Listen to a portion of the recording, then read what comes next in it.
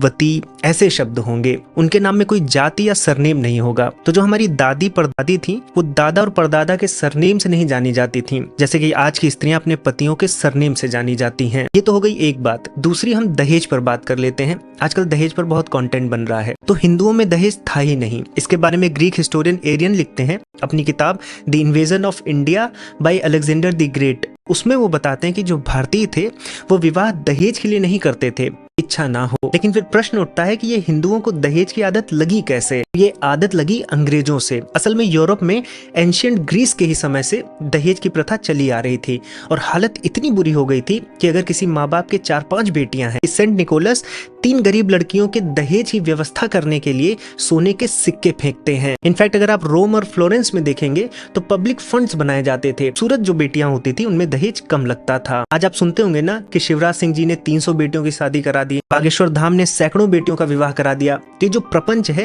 ये भारतीय नहीं था। यहाँ पर बेटियां कभी बोझ नहीं थी। ये तो यूरोप में प्रथा थी। तो अगर हम भारतीयों में विवेक होता तो हम अच्छे और बुरे में अंतर कर पाते, लेकिन हमें विवेक नहीं था। हम अंग्रेजों को अपना सुपीरियर मान लिए और उनके अच्छे बुरे सबको हमने आत्मसात कर लिया। और इस तरह से दहेज जैसी यूरोपियन कुप्रथा आज हमारे हिंदू समाज का एक अंग बन गई है। आप कमेंट में बताइए और ऐसी अंग्रेजों की क्या बुराइयां हैं जो हमने आत्मसात कर ली हैं।